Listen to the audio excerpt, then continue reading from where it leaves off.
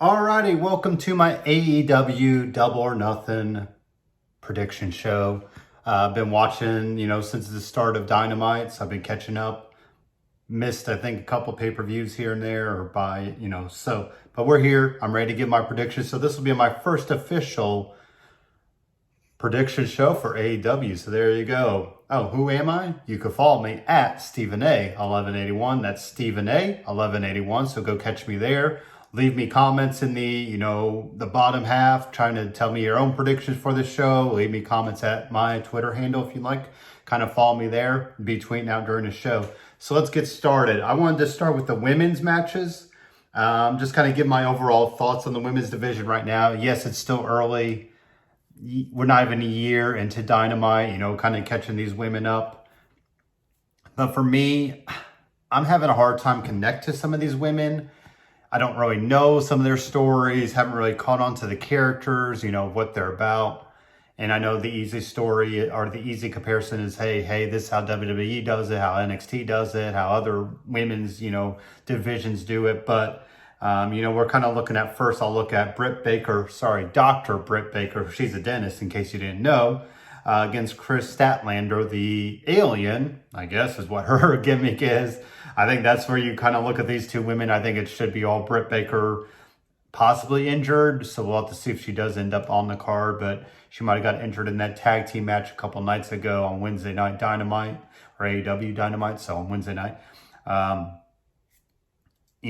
a decent match out of these two women. But like I said, I think my official prediction will be Britt Baker for the win if she does end up competing. I think they're obviously high on her, trying to get her, over, as it were. So we'll kind of look at where she goes as far as that's concerned, if she is available. Also, we'll look at the singles women's match, which is no disqualifications, no count out. Obviously, the kendo stick's going to be involved here between the native beast, Nyla Rose, who is the champion. She took it off Rio against Hikaru Shida. I'll just say Shida because I knew I was going to mess up her name. So feel free to correct me on how to say her name correctly. But I think it's all Nyla Rose here. I think Shida gets some offense in. Like I said, I think she gets a couple good kendo stick shots in, going a bit against each other. No disqualification. So maybe we'll see this kind of hit the outside, entranceway, kind of hit the, fans, as it were, which I do say, I give AEW a good positive note in that they've used their wrestlers as fans. Even I think the other night you had heels on one side and you had the, faces on the other side. So I love that they're still separated. You still have some crowd noise. I think we do need that ambience, that kind of feel to it. So, maybe some of the fans, as it were, get involved in this match. But I do think the native beast keeps moving along. Like I said, we'll give till, a year. We'll be hitting a year here in October as far as the women are concerned, where they go, how they're perceived and all that. So kind of looking also, I did skip over, there is a buy-in match. So we'll have Private Party, who just made it back, against Best Friends, Chuck Taylor and Trent Beretta. So Chuck and Trent, I've really enjoyed them. Orange Cassidy, I've never heard of this guy until now, so I've been enjoying him. Private Party, I think they're a little bit higher on the rankings. Sometimes we bring up the rankings, sometimes we don't. Still kind of weird to, Private Party having even wrestled in over a month, and I know it's because of all that's going on, but I think they're still number 2 in the rankings, so it is what it is. But this will be a number 1 contenders match because obviously both teams kind of look like, they should be the next in line. As far as predictions, I'm good either way, but I think I'll say Private Party for the win. I know they haven't been on TV, so maybe they kind of need that, shot in the arm to kind of be back there. If Best Friends win and, end up number 1 contenders, that's fine too. Against Hangman Page and Kenny Omega, who they'll be involved kind of in their own match, as I'll talk later on. But, tag team division, I think, is moving along well for AEW. Like I said, you have Kenny Omega and Hangman Page with the tag team titles and in this own kind of elite and inner circle storyline, but also Hangman Page is kind of doing his own thing. So like I said, more on that later. But as far as this match, I think this will be, like I said, either way, I'm good because I think either team could use the win. Either team can kind of get that next title shot.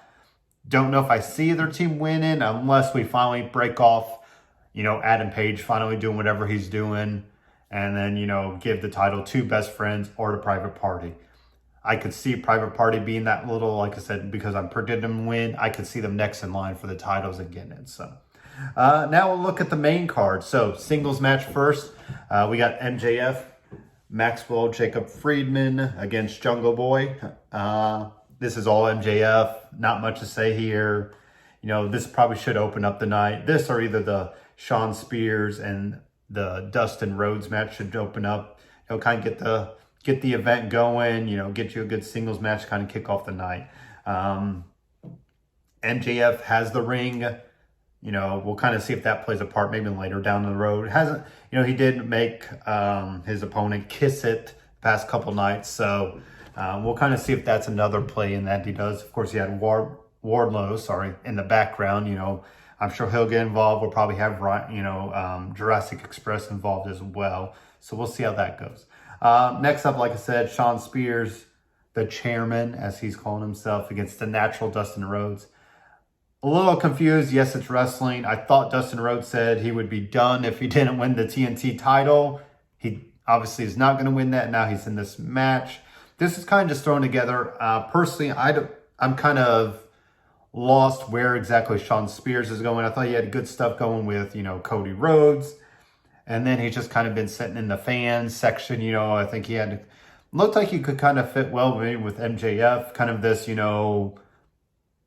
alliance by default. Maybe they're just working together to have Wardlow in the background. And, then finally one would turn on the other, obviously. But I don't know if Shawn Spears has found his footing per se in AEW. I know he, obviously left NXT, left WWE because of, he wasn't finding himself there either. So interested to see if they could finally find that right, kind of fit for him. I don't know personally if I found it. Obviously, I'm predicting Shawn Spears to win.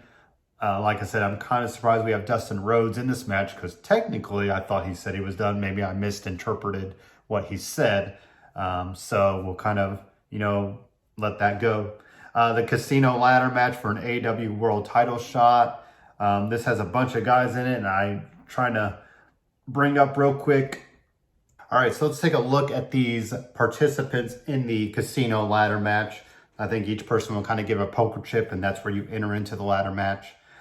We got Darby Allin, Orange Cassidy, Colt Cabana, Rey Fenix, Scorpio Sky, Frankie Kazarian, Kip Sabian, and Luchasaurus, and this kind of, final mystery opponent. Everybody's running wild with who this could be. I think I might like to see Pac. He kind of made his return vignette there on Wednesday night. So maybe he might be a good mystery opponent. Maybe he's finally kind of found his way back in the States after all this. That I don't know. But, you've seen everybody mention from Sting. According to this site, maybe Drew Gulak, maybe Chris Hero. I don't see either of those two. Just really curious who it's going to be. Personally, as far as a title shot, I almost feel like it's going to be that mystery person just because, why not? Scorpio Sky obviously has already had a shot. Maybe you throw a dark horse like Colt Cabana just to kind of get him something, out there. There's also Darby Allin who, has lost to Cody Rhodes a couple times. So maybe that might be a shot. So personally, I think, what this is going to be a, kind of a shot in the dark. But I'm going to go the mystery person. I don't know who the mystery person is. But like I said, I think, throwing him in there, why not, coming in and kind of taking that title shot. So I'm going to call the mystery person. I don't know who that is. You'll have to tell me you'll have to tell me who you think that is. But I will call the mystery participant, will be the winner of the Casino Ladder match for an AEW World Title shot. Next up, we got another title to talk about, the TNT title, TNT Championship. Just kind of created probably like a TV title, which, I think AEW needed this. So I'm glad that they're doing this. We have Cody Rhodes against Lance Archer with Mike Tyson. as a, presenter of the title. That to me is so crazy to see that, AEW was able to get Mike Tyson. I can't imagine how much they had to back up a truck to get him, and especially at this time of, cutting people left and right. Not that they did that, but other, companies have had to do that. And I'm sure Mike Tyson did not ask for, a freebie here. I'm sure his people asked for plenty. So we got Cody Rhodes, Lance Archer, Murder Hawk with, Jake Roberts, Arn Anderson in the background of Cody Rhodes. We almost saw the Arn Anderson and Jake the Snake Roberts kind of go at it. So I'm sure you might see a little physicality between them two. So you can leave it to Cody and Lance to kind of go at it. Lance Archer is definitely the real deal. I personally did not follow him in his Japan career, so I didn't really know about him. But obviously he's, a big man who can move around the ring and seems to have his gimmick set. So either way, this is like one of those other matches, either guy could go and win and you'd be okay with it. I think Cody Rhodes needs it, honestly. I know he's the VP of AEW. He's high up. He's got a good place. But there's a lot to be said about the first title winner of anything. So I think I personally want Cody to win. And you know what? I'm going to go out on a limb and say he's going to win. I know that, like I said, people might not want him to get it because of his higher up and, his whole quoting saying, he lost the AEW world title, so he'll never compete for that again, which I think down the road, way down the road, we'll revisit. But that's why I think you get this title now. Give him it, kind of let him have that, roll with it, maybe defend it weekly, open challenges or whatever it is. So kind of set the bar for this title. And I personally am going to go with Cody Rhodes as my winner here. Next up, we'll go to the Stadium Stampede, a match in the middle of this, football stadium right next to the Daly's Palace that the, AEW will be taking place. This was all supposed to be taking place in Las Vegas.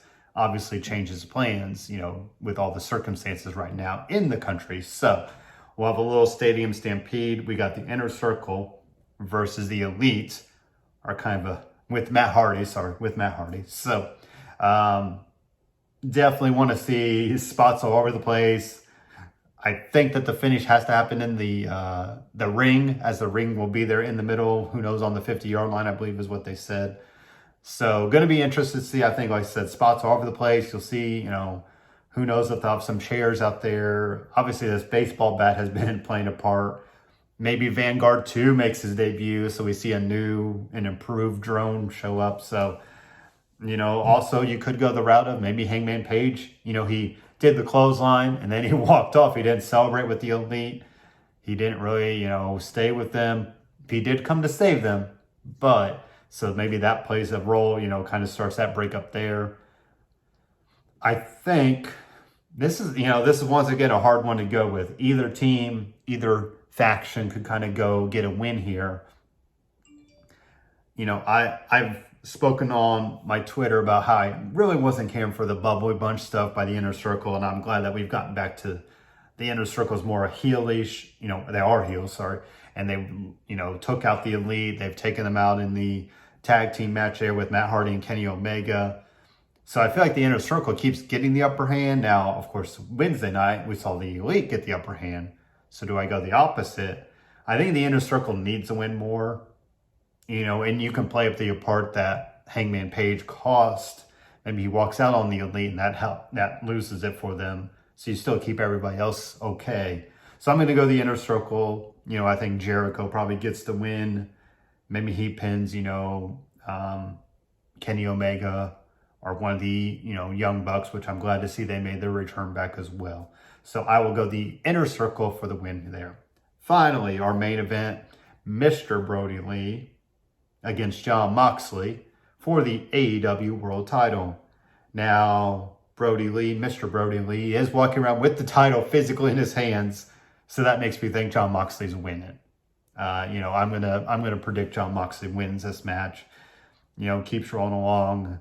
Maybe we get some sort of screwed up finish, so then that way Brody Lee could kind of still be in the title picture.